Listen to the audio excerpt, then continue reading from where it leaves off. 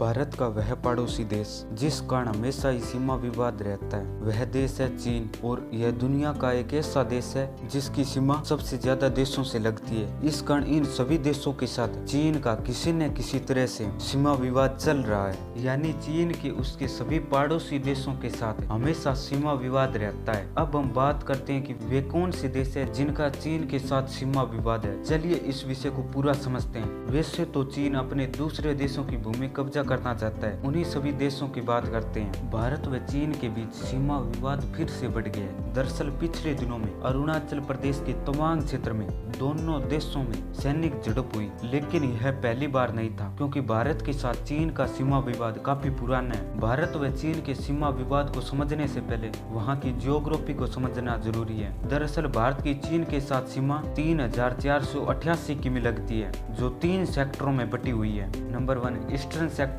अरुणाचल प्रदेश व सिक्किम की सीमा चीन से लगती है, जो 1346 किमी है। नंबर 2 मिडिल सेक्टर, जिसमें हिमाचल प्रदेश व उत्तराखंड की सीमा लगती है, जिसकी सीमा 545 किमी है। नंबर 3 वेस्टर्न सेक्टर, जिसमें लद्दाख आता है, जिसके साथ चीन की सीमा 1597 किलोमीटर सीमा लगती है। भारत व चीन के बीच लाइन को मैकमोहन लाइन कहा जाता है। जब भारत पर ब्रिटेन का शासन था तब 1914 में शिमला समझौता हुआ, जिसमें भारत व तिब्बत के बीच एक सीमा बनाई गई, जिसका नाम मैकमोहन लाइन रख दिया क्योंकि हेनरी मैकमोहन ने इस सीमा समझौते में महत्वपूर्ण भूमिका निभाई थी। लेकिन चीन 1914 में शिमला समझौते को नहीं मानता। उसका कहना है कि तिब्बत स्वतंत्र देश नहीं था, तो उसके पास किसी प्रकार का समझौता करने का कोई अधिकार नहीं था। वहीं चीन यह भी कहता है कि मैकमोहन लाइन के बारे में उसको बताया ही नहीं गया था। इनर व आउटर तिब्बत बनाने का प्रस्ताव पर बात की थी और उसे अंधेरे में रख तिब्बत के प्रतिनिधि और हेनरी मैकमोहन के बीच बातचीत हुई। मैकमोहन रेखा खींच दी, ऐसा चीन कह रहा है। वहीं शिमला समझौता तो 1914 में हुआ,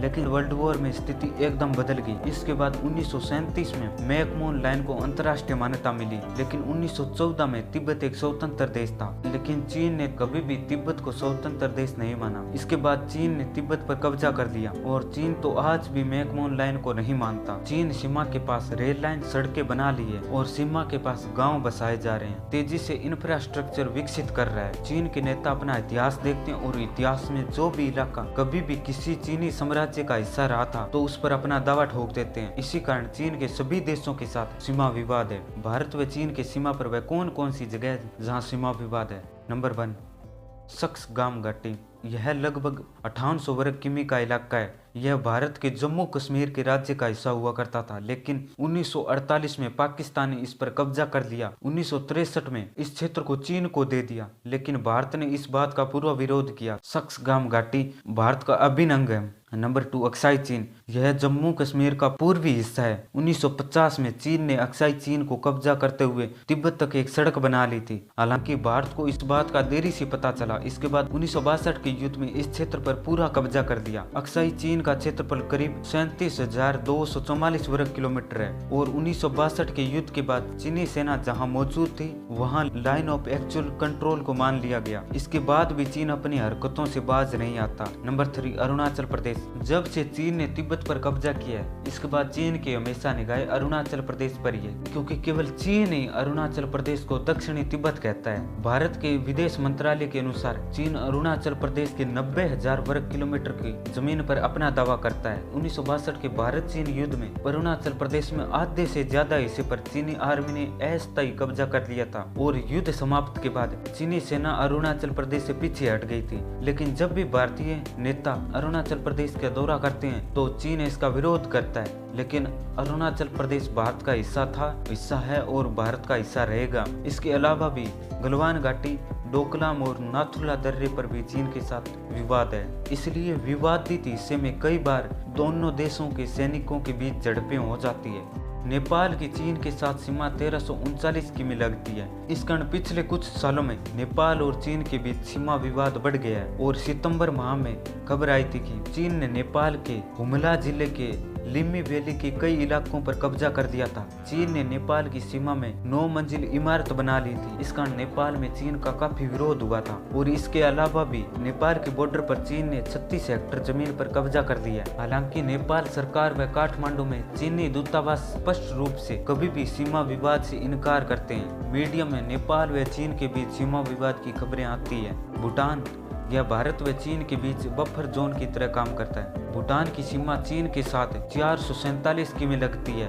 उसी में भूटान के कई इलाके पर चीन अपना दावा करता है, जिसमें उत्तर की पासामलुंग और जाकारलुंग की घाटियां शामिल है और डोकलाम पर भी चीन अपना दावा करता है। इसके अलावा भी कई जगहों पर चीन अपना दावा करता है। दरअसल भूटान व चीन के साथ सीमा विवाद 1984 में हुआ था, लेकिन अब तक दोनों देशों के बीच 10 बैठकें और सीमा वार्ता के लिए 24 दौरे हो चुके हैं। चीन 1990 से भूटान को यह प्रस्ताव दे रहा है कि भूटान अपने हिस्से वाले डोकलाम वाले क्षेत्र को 269 वर्ग किलोमीटर को चीन को दे देता है, तो चीन 495 वर्ग किलोमीटर के दावा वाले क्षेत्र पर दावा करना बंद कर देगा और भूटान को वित्तीय मदद भी करेगा। हालांकि भूटान इस डील को हर बार ठुकराता है। चीन ने 2017 में डोकलाम पर कब्जा करने की कोशिश की। यह भारत की सुरक्षा के लिए बहुत जरूरी है। यदि चीन डोकलाम पर कब्जा कर लेता है तो डोकलाम से सिलीगुड़ी कॉरिडोर पर चीन आसानी से नजर रख सकता था। म्यांमार, जिसके साथ भी चीन ने सीमा विवाद फिर से शुरू कर दिया। म्यांमार की मीडिया के अनुसार चीनी सेना अवैध तरीके से म्यांमार की सीमा में घुस गई है। सेना के मेजर जनरल ने कहा था कि चीन 1961 में चीन म्यांमार समझौते का उल्लंघन कर रहा है, क्योंकि समझौते में तय किया गया था कि दोनों देश सीमा के 10 मीटर के अंदर किसी तरह का निर्माण नहीं करेंगे। वहीं अब चीन यहाँ बाड़ लगा रहा है। जिस तरह पाकिस्तान को भारत की जमीन पर आतंकवाद फैलाने का दोषी माना जाता है, उसी प्रकार चीन को म्यांमार के विद्रोही संगठनों को हथियार उपलब्ध करवाता है। चीन म्यांमार में अलगाववादी संगठनों को हथियार, ट्रेनिंग और वित्तीय सहायता दे रहा है, ताकि म्यांमार के आंतरिक मामलों में हस्तक्षेप कर सके। चीन के साथ सीमा विवाद को लेकर म्यांमार के मंत्री ने कहा था कि चीन एक खराब पड़ोसी देश है। हम कमजोर है, इसलिए वह अपनी ताकत के दम पर गलत काम कर रहा है। लाओस दक्षिण पूर्व एशिया का एकमात्र ऐसा लैंडलॉक कंट्री है जिसकी सीमा म्यांमार, चीन, वियतनाम व कंबोडिया से लगती है। चीन का मानना है कि युआन वंश के शासनकाल में लाओस पर उसका अधिकार था। इस कारण चीन लाओस को अपना हिस्सा मानता है। ताजिकिस्तान, जो सोवियत संघ से अलग हुआ था, चीन के इतिहासकार चो याओ लू ने लिखा है कि ताजिकिस्तान के पूरे पामीर के इलाके पर चीन का हक है। ताजिकिस्तान इस इलाके को चीन को वापस कर दे। उन्होंने जिक्र किया था कि चीन में क्विंग राजवंश के पतन के बाद चीन में गणराज्य काल चल रहा था। उसके हिस्से को जबरदस्ती छीन लिया गया। विश्व की बड़ी ताकतों के दबाव के चलते पामीर का प्राचीन हिस्सा कभी वापस नहीं ले सका। इसके बाद तजाकिस्तान ने 2011 में चीन को पामीर क्षेत्र में 1158 वर्ग किलोमीटर के क्षेत्र को वापस दे दिया, जबकि ग्लोबल टाइम के अनुसार केवल 1000 वर्ग किलोमीटर की जमीन वापस दी। इसका मतलब चीन को तजाकिस्तान से 28,500 वर्ग किलोमीटर में से केवल 5% जमीन ही वापस की थी। किर्गिस्तान 1991 में सोवियत संघ से विघटन के बाद नया देश बना। इसके बाद चीन ने किर्गिस्तान के एक बड़े हिस्से पर अपना दावा किया। चीनी इतिहासकारों के अनुसार यह क्षेत्र चीन के किंग वंश के अंतर्गत आता था। इसके बाद चीन व किर्गिस्तान के बीच सीमा समझौता 1996 और 1999 में 2 सीमा समझौते हुए, जिसमें चीन को अपने क्षेत्र का लगभग 125,000 हेक्टेयर जमीन लौटा दी। कुछ रिपोर्ट के अनुसार दोनों समझौतों में किर्गिस्तान ने विवादित भूमि का 32% हिस्सा खो दिया। हालांकि आखिरकार 2009 में विवाद समाप्त हो गया।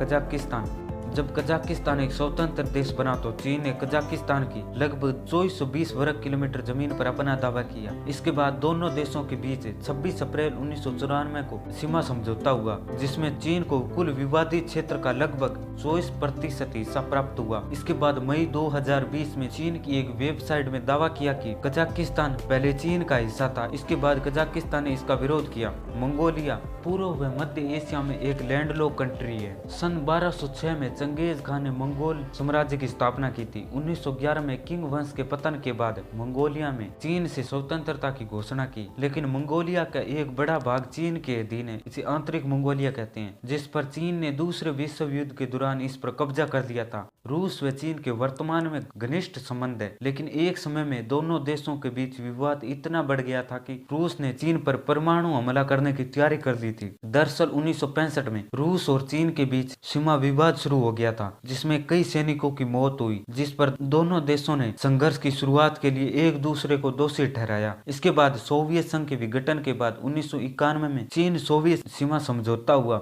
चीन अब भी रूस के एक बड़े हिस्से पर अपना दावा करता है और अभी कुछ महीने पहले चीन ने रूस के व्लादिवोस्टोक शहर को अपना हिस्सा माना था। जापान व चीन दुनिया की दूसरी व तीसरी सबसे बड़ी अर्थव्यवस्था है, लेकिन इन दोनों देशों के बीच दो द्वीपों को लेकर विवाद है। जापान में इन द्वीपों को सेनकाकू के नाम से जाना जाता है, जबकि चीन के लोग इसे तियालोउ के नाम से जानते हैं। जापान इन द्वीपों पर ऐतिहासिक रूप से अपना दावा बताता है। वहीं चीन का कहना है कि जापान ने इन द्वीपों पर 1895 में चीन से छीन लिया था। वहीं जापान का कहना है कि इन द्वीपों पर तेल भंडार की खबर का पता चलते ही चीन ने अचानक इन द्वीपों पर अपना दावा कर दिया। जापान को डराने के लिए चीन ने समुद्री क्षेत्र में कई बार अपनी नौसेना उतार चुका है। उत्तरी कोरिया की चीन के साथ सीमा 1416 किमी लगती है। चीन और उत्तरी कोरिया यालू नदी पर बने 205 आइलैंड पर विवाद है। 1962 में दोनों देशों के बीच सीमा समझौता हुआ, जिसमें 127 आइलैंड नॉर्थ कोरिया के पास है, वहीं 78 आइलैंड चीन के पास है। और नॉर्थ कोरिया का कहना है कि अभी भी कुछ आइलैंड चीन के कब्जे में है। दक्षिण कोरिया व चाइना का ईस्ट चाइना सी में विवाद है। चीन का दक्षिण कोरिया के साथ स्कोट्रा रोप को लेकर विवाद चल रहा है। ईस्ट चाइना सी की सतह से 4.5 मीटर नीचे है। यूनाइटेड नेशन कन्वेंशन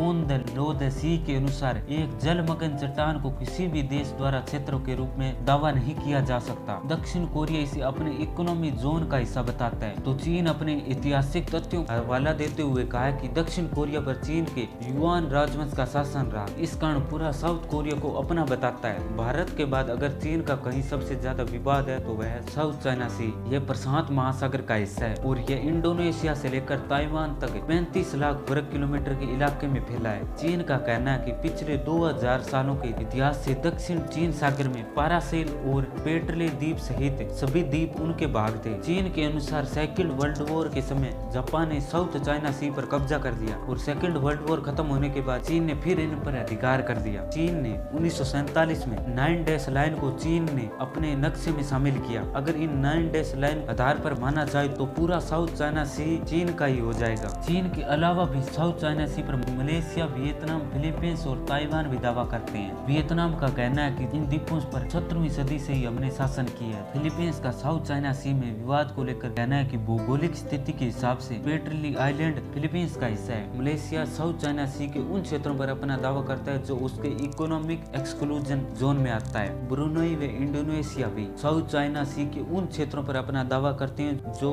उसके इकोनॉमी एक्सक्लूजन जोन में आता है। इस कारण ये देश भी साउथ चाइना सी के कुछ क्षेत्रों पर अपना दावा करते हैं। आखिर चीन साउथ चाइना सी पर अपना दावा क्यों करता है? दरअसल चीन साउथ चाइना सी के 90% हिस्से पर अपना दावा करता है। Centre for strategic and international studies के अनुसार इस रास्ते से करीब हर साल $3.37 ट्रिलियन का बिजनेस होता है। साउथ चाइना सी के रास्ते पर पूरी दुनिया का 50% तेल का व्यापार होता है और साउथ चाइना सी में 213 अरब बैरल से अधिक तेल के भंडार मौजूद है। वहीं 900 ट्रिलियन क्यूबिक फीट प्राकृतिक गैस के भंडार है। वहीं चीन के राष्ट्रपति यह कह चुके हैं कि देश के हित के लिए इस इलाके में अपने दावे से पीछे हटने वाले नहीं है। चीन हमेशा किसी न किसी देश पर अपना दावा करता रहता है, कारण आज चीन के लगभग हर पड़ोसी देश के साथ सीमा विवाद है। चीन के साथ सीमा विवाद का कारण है कि चीन की विस्तारवादी नीति है।